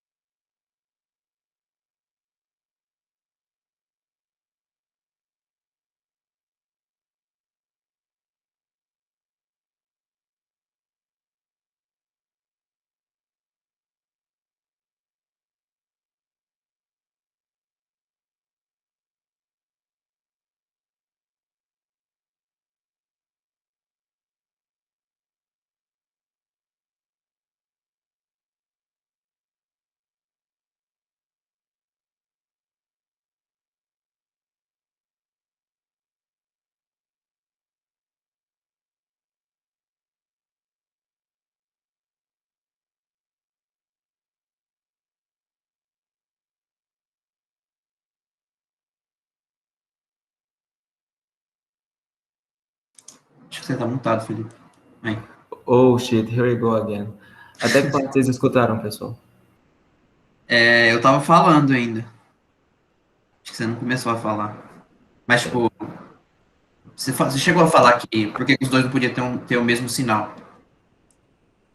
Tipo, Ah, você explicou certinho. tá. Mas é isso. Desculpa, pessoal, das interrupções por causa da internet. O Google Meet tinha que botar aqui quando você é desconectado, por causa da conexão, fazer um barulhinho, ou se tem, eu não percebi. Então, peço desculpas por causa disso. Mas, essencialmente, o que eu estava comentando, vocês chegaram a ver essa análise aqui de quando o Z é... ou de quando o lambda é 1, que aí vai ter dois planos? Não, mas você mostrou no GeoGebra quando a situação não pode ser, né? Então ficou, Isso. acho. É justamente quando o lambda é 1, a gente vai ter que o coeficiente do z vai zerar, né? Então a gente não vai ter z, e o coeficiente do x ao quadrado vai ser negativo. O coeficiente do y ao quadrado vai ser positivo, então vai ser esses coeficientes aqui, e aí você simplesmente escreve 8x ao quadrado igual a 3y ao quadrado, e aí extrai a raiz, e é por isso que aparece esse mais ou menos.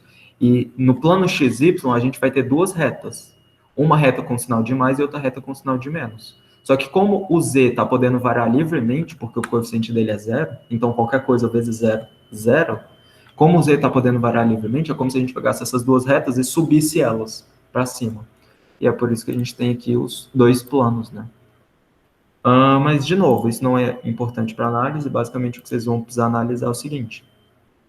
Para o item A, vai ser um paraboloide elíptico quando ambos os coeficientes aqui tiverem o mesmo sinal e não forem nulos, e esse cara daqui for diferente de zero.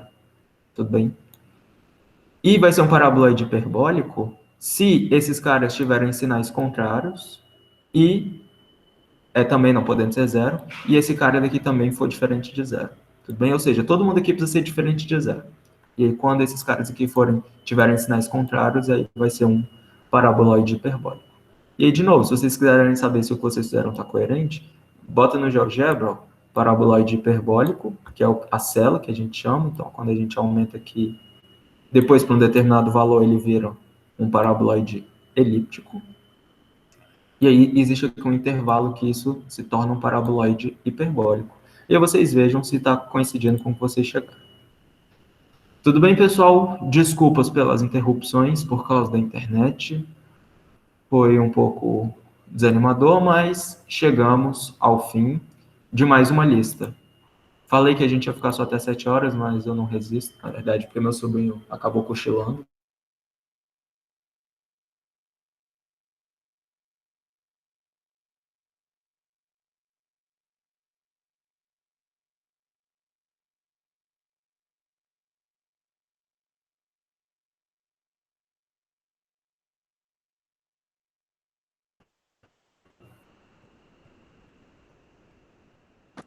Voltou. Tá difícil hoje. Mas tá, já encerramos o que a gente tinha para falar. Essa lista, acho que ela tá mais tranquila, então espero que vocês consigam fazer ela logo e se livrar. E se eu for ver vocês, de novo, eu quero ver vocês.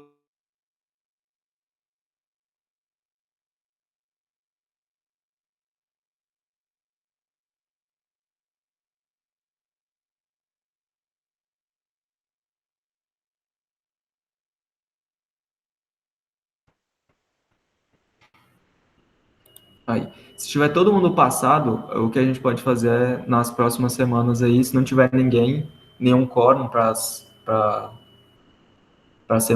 o exame, a gente poderia fazer, sei lá, alguma descontração. Jogar um Gartic ou jogar um stop, fazer qualquer coisa, né?